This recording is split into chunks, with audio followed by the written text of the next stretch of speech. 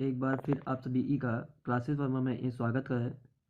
आज हम 11 मैथ्स का मिसलेनियस विविध प्रश्नावली की एक्सरसाइज 5 सॉल्व करेंगे। एक्सरसाइज 5 की ये विविध प्रश्नावली है सभी संख्याओं और द्विघात समीकरण की, जिसमें पहला क्वेश्चन दिया गया है आई की पावर 18 प्लस 1/i कोष्टक बंद की पावर 25 कोष्टक बंद की पावर 3 का मान ज्ञात कीजिए। इस पूरे को सॉल्व करके इसका मान ज्ञात करना है हमें।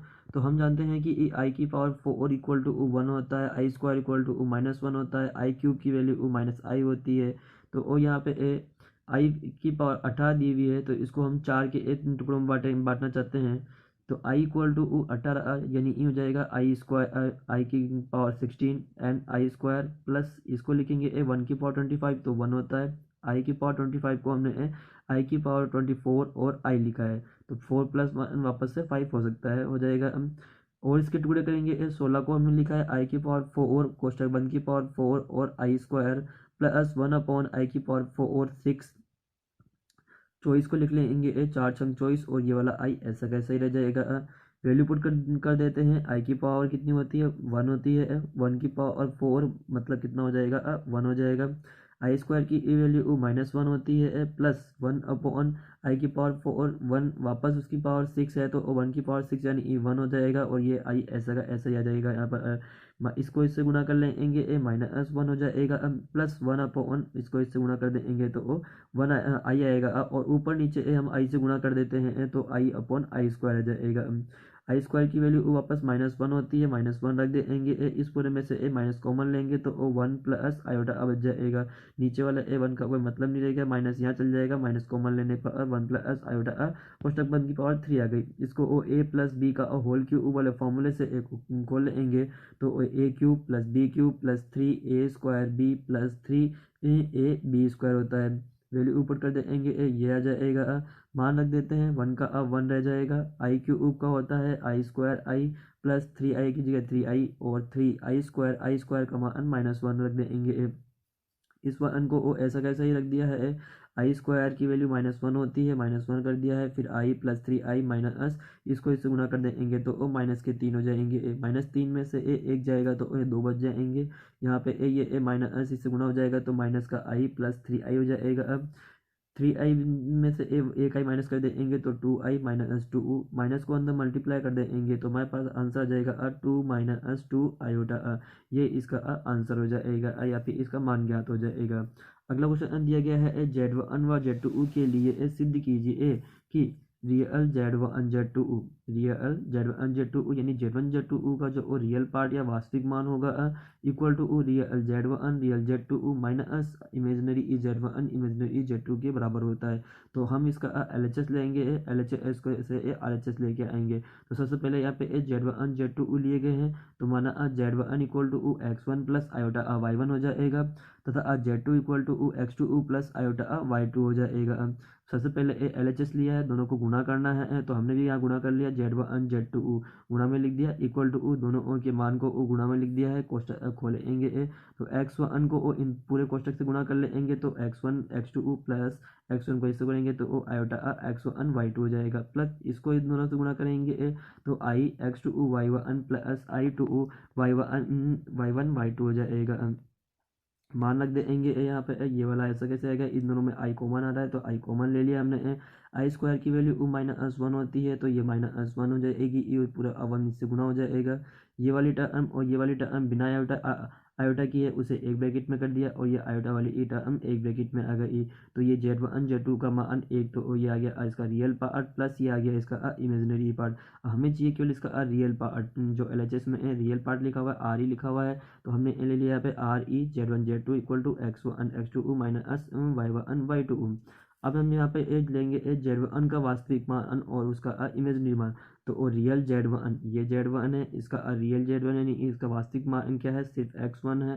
तो यहाँ पे real Z1 equal to x1 हो जाएगा, इसमें यहाँ पे x2 हो जाएगा और इमेजनरी पार्ट y1 और y2 हो जाएगा। ये सारे मान इसमें रख देंगे तो x1 का मान रियल Z1 x2 को रियल Z2 है माइनस y1 इमेजनरी i1 और ये इमेजनरी y2 हो जाएगा। यही चीज़ हमें इसमें सिद्ध करनी थी। अगला क्वेश्चन दिया गया है क्वेश्चन नंबर थर्ड, जो कि दिया 1/1 - 4 आयोटा -2/1 + आयोटा ये का मानक रूप में परिवर्तित कीजिए। मानक रूप यानी ये होता है z = x + आयोटा की फॉर्म में इसको लिखना है। तो हमने सबसे पहले क्या करेंगे, ये ब्रैकेट के अंदर है, ये एक टर्म है, ये एक टर्म है, दोनों टर्म को एलसीएम लेके सॉल्व करेंगे। सॉल्व करने पर पूरी एक टर्म आ जाएगी इस तरह की। फिर यहाँ पे मल्टीप्लाई लगा हुआ बीच में, तो ऊपर वाली टर्म ऊपर वाली से गुणा हो जाएगी, नीचे वाली टर्म नीचे वाली से गुणा हो जाएगी। गुणा होने के बाद में नीचे आयोटा आएगा, उसको हटाने के लिए हम उसके उल्टे चिन्ह से इसको गुणा कर देंगे। अगर प्लस आता है तो माइनस कर देंगे, माइनस आता है तो उसे प्लस से गुणा कर दिया जाए, हर का परिमेकरण जैसे करते हैं उस तरह से। और उसको सॉल्व करने पर आपका z = x + आयोटा के रूप में ये क्वेश्चन बन जाएगा। अगला दिया गया है, यदि x - iota y √a - iota b c - iota d है, तो हमें सिद्ध करना है x² + y² कोष्टक बंद की power whole square equal to ये होता है। तो यहाँ पे x² + y² का होल स्क्वायर दिया गया है। तो सबसे पहले ये दिया हुआ है x - आयोटा y, तो यहाँ से ये रूट हटेगा तो इस पूरे पे स्क्वायर लग जाएगा, x - आयोटा वाई आ जाएगा। फिर हम इनका होल स्क्वायर आ जाएगा। इसी तरह से हम इसके संयुग्मी लिख लेंगे। संयुग्मी मतलब होता है जो भी बीच में सिंबल आ रहा है उसका उल्टा वाला सिंबल लिखा जाता है। तो ये माइनस वाला माइनस है, तो हम इसका प्लस वाला रूप लिख लेंगे। तो सेम उसमें प्लस करते ही यहाँ पे भी इसका मान भी प्लस हो जाएगा, अंदर प्लस हो जा लिखा हुआ है तो यहाँ पे भी प्लस हो जाएगा, यहाँ पे भी प्लस लग जाएगा, यहाँ पे प्लस, यहाँ पे प्लस हो जाएगा। और x + आयोटा वाई का whole square equal to a - iota B C + iota D मिल जाएगा। और उसको गुणा करेंगे दोनों को तो हमको ये वाला आंसर प्राप्त हो जाएगा। अगला दिया गया है निम्नलिखित को ध्रुवीय रूप में परिवर्तित कीजिए। तो यहाँ पे हम इसका ध्रुवीय रूप को सॉल्व करेंगे। 1 + 7 आयोटा अपॉन 2 - आयोटा का होल स्क्वायर। तो यहाँ पे दिया गया है हमारे पास ध्रुवीय रूप में लिखना है। तो ध्रुवीय रूप में लिखने के लिए सबसे पहले इसके नीचे जो आयोटा आ रहा है उसे सॉल्व करेंगे। तो पहले होल स्क्वायर दिया गया है, तो पहले इसको होल स्क्वायर का फॉर्मूला लगा देंगे, a² - 2ab + b²। सॉल्व किएंगे, ये आंसर हो जाएगा हमारे पास 4 - 4 आयोटा I² की वैल्यू -1 हो जाएगी। 4 में से 1 गया तो 3 - 4 आयोटा। ये पूरी नीचे एक स्टेप आ गई। अब इसके नीचे 3 माइनस दिया हुआ है, 3 - 4 आयोटा, इसके संयुग्मी से इसको ऊपर नीचे गुणा कर दिया जाएगा। अंश व हर को 3 + 4 आयोटा, ये नीचे वाले का असंयुग्मी है। संयुग्मी यानी होता है जो भी ये अंदर चिन्ह आ रहा है उसका उल्टा चिन्ह उसका संयुग्मी कहलाता है, से गुणा करना है। तो इसको ऊपर नीचे मैंने 3 + 4 आयोटा से गुणा कर लिया। 3 + 4 आयोटा इक्वल टू ऊपर वाला ऊपर से गुणा हो जाएगा, नीचे वाला नीचे वाले से गुणा हो जाएगा। तो यहाँ पे नीचे वाले में 100 समीका बन रही है, तीसरी 100 समीका एक कोष्टक प्लस में एक कोष्टक माइनस में। तो क्या होता है a² - b²। तो a² यानी 3 का स्क्वायर, b² यानी 4 आयोटा का स्क्वायर कर देंगे। तो यहाँ पे ये 16 हो जाएगा, 4 का I² हो जाएगा। ऊपर वाले भी गुणा कर लेंगे और ये स्टेप हमारे पास मिल जाएगी। फिर यहाँ पे ये 3 ऐसा का ऐसा ही लिख देंगे। और ये आयोटा है, ये भी आयोटा है, तो 21 हो 4 25 हो जाएगा 28। I² दिया हुआ, I² की वैल्यू -1 होती, -1 को इससे गुणा करेंगे तो माइनस के 28 मिल जाएंगे। नीचे सॉल्व कर लेंगे, 9 आ जाएगा 16। I² की वैल्यू -1 होती, -1 को इससे गुणा करेंगे तो प्लस के 16 हो जाएंगे। 16 और 9 25 हो जाएंगे। 25 का इसमें भाग लगा देंगे, 25 का इसमें भाग लगा देंगे तो कितना आ जाएगा -1 + आयोटा। ये क्या आ गया, ये हमारे पास जेड आ गया है, जो x + आयोटा बी की आयोटा वाई की फॉर्म में लिखा गया है। अब हमें इसका ध्रुवीय रूप निकालना है। ध्रुवीय रूप निकालने के लिए ये होता है -1 + iota equal to r cos theta + iota r sin theta. ये इसका जेड का ध्रुवीय रूप होता है। इसकी तुलना कर लेंगे, तुलना करेंगे तो रियल व इमेजरी पार्ट को अलग अलग लिख लिया जाएगा। ये इसका रियल पार्ट है, आई के साथ आने वाला इमेजनरी पार्ट होता है। तो और रियल पार्ट ये है, ये इसका रियल पार्ट है, ये इसका इमेजनरी पार्ट, ये इसका इमेजनरी पार्ट। तो r cos theta equal to कितना हो जाएगा -1। r sin theta equal to कितना हो जाएगा, यहाँ पे आयोटा है यानी आयोटा के साथ में जो संख्या होती है 1, तो यहाँ पे वो 1 आ जाएगा। दोनों समीकरण, समीकरण नंबर 1 समीकरण नंबर 2 दोनों का वर्ग कर जोड़ने पर, पहले इनका दोनों तरफ वर्ग करेंगे और फिर जोड़ना है। दोनों को वर्ग कर जोड़ेंगे, जोड़ने पर इधर भी r² आएगा, r² आएगा, उसको कॉमन ले लेंगे। ये sin² थीटा + cos² थीटा लिखा जाएगा इक्वल टू इसका स्क्वायर करेंगे तो 1 हो जाएगा, इसका स्क्वायर करेंगे तो 1 हो जाएगा। इस पूरे की वैल्यू 1 होती है, तो 1 को आर स्क्वायर से गुणा करेंगे तो आर स्क्वायर मिल जाएगा। अब 1/2 आ जाएगा, इसको हटा दिया, रूट मिल गया, तो ये आर आ गया। ये इसका आर रूट 2 इसका मापांक भी कहलाता है। मापांक ज्ञात करने के लिए कहा जाता है, तो आपको सेम इसी तरह से हल करना है।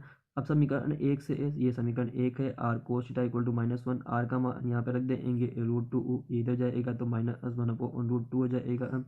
और cos theta equal to minus की जगह -1/√2, -1/√2 यानी 45 का मान होता है, तो यहाँ पे एक कोस π/4 आ जाएगा।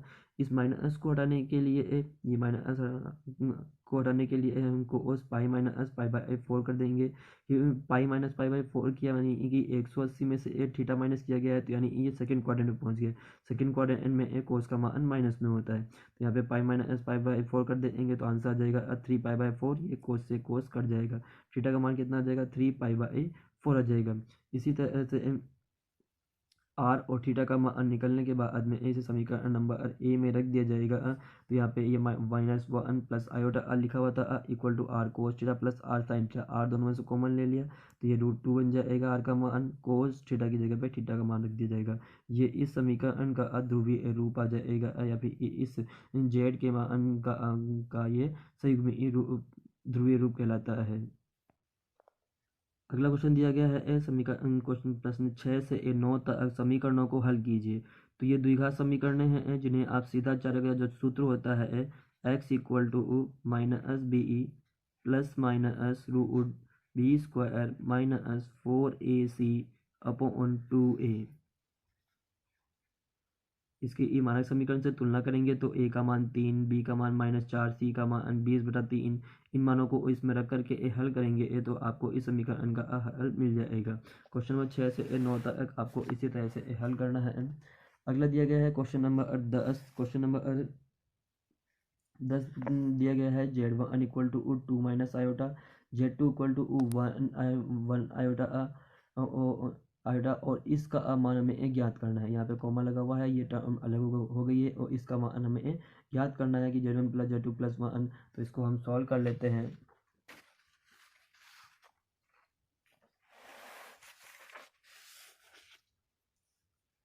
क्वेश्चन नंबर 10 दिया गया है z1 का मान, z2 का मान, और ये हमें इसका मान ज्ञात करना है, इस पूरे ए के मोड का मान। तो जैसे जैसे इसने जमाया है वैसे वैसे हम भी जमा लेते हैं। सबसे पहले लिखा हुआ है z1 प्लस z2 प्लस 1, तो ये लिखा हमने z1 plus z2 plus 1। z1 का मान क्या है 2 माइनस आयोटा, 2 माइनस आयोटा लिख दिया, प्लस z2 का मान कितना है 1 प्लस आयोटा, 1 प्लस आयोटा कर दिया, और प्लस 1, ऐसा कैसे हो जाएगा। -1 से प्लस 1 खत्म हो जाएगा, बाकी रह जाएगा 2, 3 और ये 4, ये 4 आ जाएगा। फिर नीचे लिखा हुआ है z1 minus z2 plus iota, z1 की जगह पे z1 का मान रख देंगे, माइनस z2 की जगह पे z2 का मान रख दिया, प्लस आयोटा। माइनस है इसलिए ब्रैकेट में मान रखना, जब भी माइनस आता है कभी भी तो हमें ब्रैकेट में ही मान रखने चाहिए, क्योंकि ये ब्रैकेट खुलता है तो अंदर के सिंबल चेंज हो जाते हैं।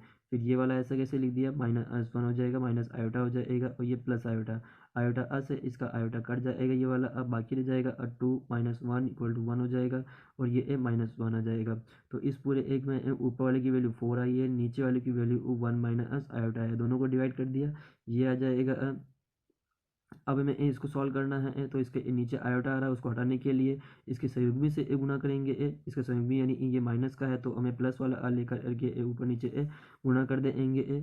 4 को इससे गुना करेंगे तो ये आ जाएगा, इसको इससे गुना करेंगे तो ये आ जाएगा। सॉल्व किया हमारे पास 2 से काटने पर ये 2 बच जाएगा, और 2 को अंदर गुना कर देंगे तो ये मिल जाएगा। तो इस पूरे ए का समरी संख्या रूप में 2 + 2 आयोटा मान आया। अब हमें इसका निकालना है मॉड का मान, यानी मापांक निकालना है। तो मॉड निकालना है, तो इस पर मॉड लगा दिया हमने, और इस पर भी मॉड लगा देंगे। मॉड का मतलब होता है √x² प्लस y²। ये x की वैल्यू है, ये y की वैल्यू है, x² प्लस y² कर देंगे तो हमारे पास आंसर आता है √8 इक्वल टू 8 का रूट निकालते हैं तो 2√2 आ जाएगा।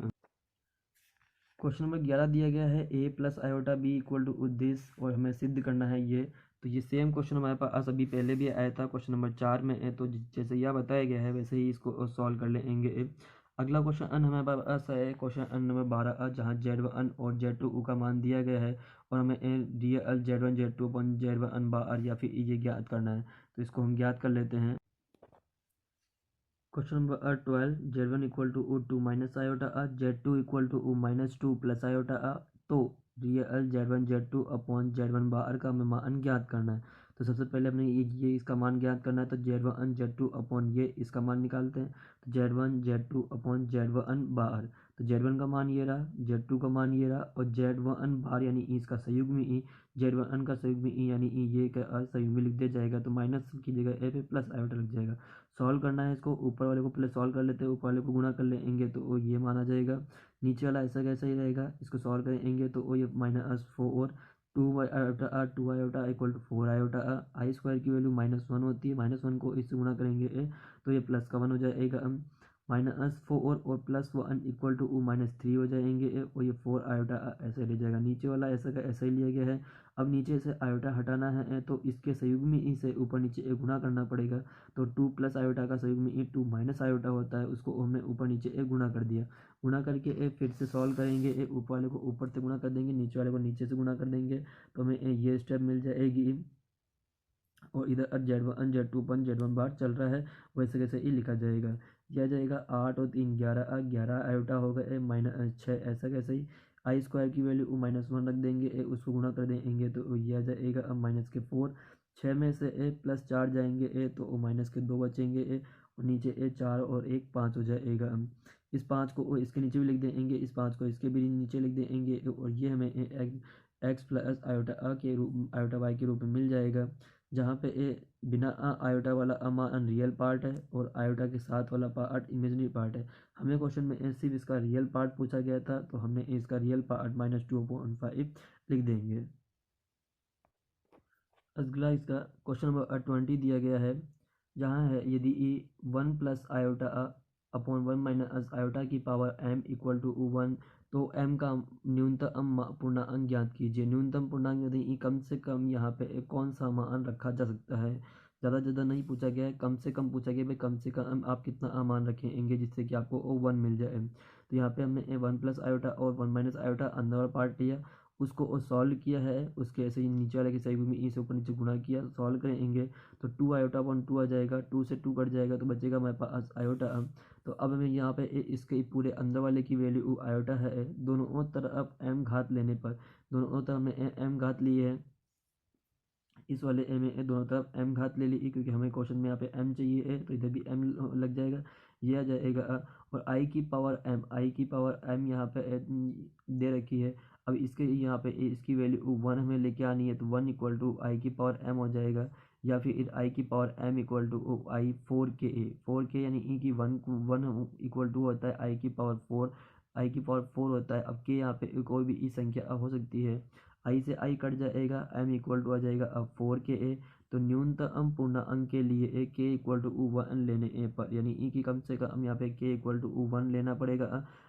अगर यहाँ पे हम k इक्वल टू 1 ले लेंगे तो यहाँ पे 4 हो जाएगा, 4 हो जाएगा तो वो केवल आई की पावर 4 इक्वल टू कितना होता है 1 होता है, जो हमने इस आई की जगह पे पुट किया था या मान रखा था। अतः k इक्वल टू 1 लेने पर यानी ई की m इक्वल टू कितना हो जाएगा 4 हो जाएगा। तो हमें यहाँ पे m का मान कम से कम 4 लेना पड़ेगा जिससे कि हमें इस पूरे का मान 1 प्राप्त होगा।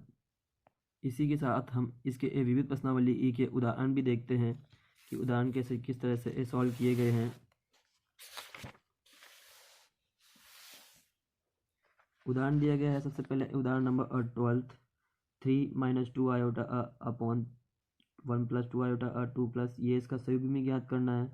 तो संयुग्म ज्ञात करने के लिए पहले इसका अब इसको सरल करना पड़ेगा। इसका जेड ज्ञात करेंगे, जेड ज्ञात हो जाएगा तो उसका उल्टा करते ही इस सिंबल को उल्टा करते ही उसका असंयुग्मी भी ज्ञात हो जाएगा। तो जेड ज्ञात पहले इसको सॉल्व करेंगे, ऊपर वाले को ऊपर वाले से गुणा कर लिया, नीचे वाले को नीचे वाले से गुणा कर लेंगे, ये स्टेप आ जाएगी। इस स्टेप में यहाँ पे ये 9 में से 4 जाएगा तो 5 आ जाएगा, 6 और 6 12 हो जाएंगे ये स्टेप। और नीचे वाले में यहाँ पे 4 में से 1 जाएगा तो 3 आयोटा 2 और 2 यहाँ पे 4 हो जाएंगे। अब इसके बाद में ये आंसर आएगा ये वाला इतना। नीचे वाले के संयुग्म ई से अपन गुणा करेंगे ऊपर नीचे, तो यहाँ पे 4 + 3 आयोटा है तो ये हो जाएगा -4 - 3 आयोटा। ऊपर नीचे गुणा कर देंगे जिससे नीचे आई आयोटा हट जाए। तो ऊपर वाले को ऊपर वाले से गुणा किया, नीचे वाले को नीचे वाले से गुणा करेंगे तो हमारे पास ये आंसर मिल जाएगा। इसको सॉल्व कर देंगे तो हमारे पास में ये आ जाएगा जिसे हम जेड कहेंगे। अब हमें इसका संयुग्मी ई ज्ञात करने के लिए कहा गया है, तो संयुग्मी ई क्या हो जाएगा, अगर अंदर माइनस आया है तो संयुग्मी ई में आंसर प्लस आ जाएगा। तो यहाँ पे 13/25 प्लस 16/25 हो जाएगा और ये इसका संयुग्मी ई ज्ञात हो जाएगा।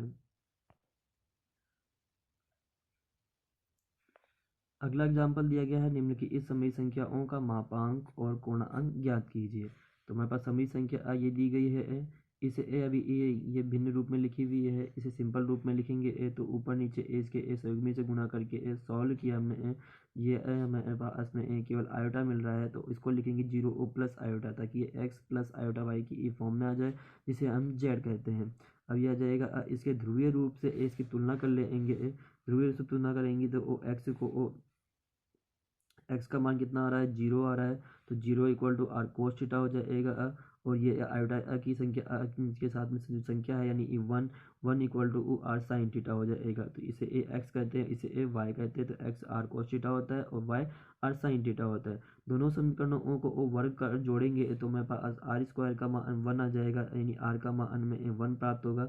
इस आर के मान 1 को ओ यहाँ पे रखेंगे तो मेरे पास प्राप्त हो जाएगा कोस थीटा इक्वल टू 0, ओ यहाँ पे रखेंगे तो O sign theta equal to 1 आ जाएगा। दोनों ओ से ए थीटा का मान निकाला जाएगा। अब दोनों ओ कोस थीटा यानी ई कोस थीटा की वैल्यू 0 ओ 90 पर होती है और साइन थीटा की वैल्यू 190 पर होती है, तो थीटा इक्वल टू कितना हो जाएगा, π/2 आ जाएगा। ये इसका मापांक कहलाता है, r=r = 1 इसका मापांक है, और थीटा यानी एक गुणांक कोण होता है, इसलिए इसको एक गुणांक कहते हैं। तो इस समी संख्या का मापांक और गुणांक ये आ जाएगा। इसी तरह से सेम इसको भी सॉल्व कर लिया गया है। यहाँ पे एक कोस थीटा इक्वल टू 1/2 आ जाएगा, 1/2 आ जाएगा, रूट 1/2 आ जाएगा, और sine theta equal to minus root आ जाएगा। तो ये वाली ई प्लस में है, ये वाली ई माइनस में है, तो साइन थीटा की वैल्यू माइनस में है, केवल थर्ड और फोर्थ क्वार्टर एंड में होती है, और कोस थीटा की वैल्यू प्लस केवल फर्स्ट और फोर्थ क्वार्टर में होती है। तो फोर्थ क्वार्टर एंड इन दोनों में चौथा चतुर्था इन दोनों में कॉमन है, तो वहीं पे जाके थीटा का मान निकलेगा, तो थीटा का मान आ गया -π/4 आ गया। तो -π/4 यानी कि इस तरह से बनेगा, तो ये फोर्थ क्वार्टर एंड में -π/4 आ जाएगा।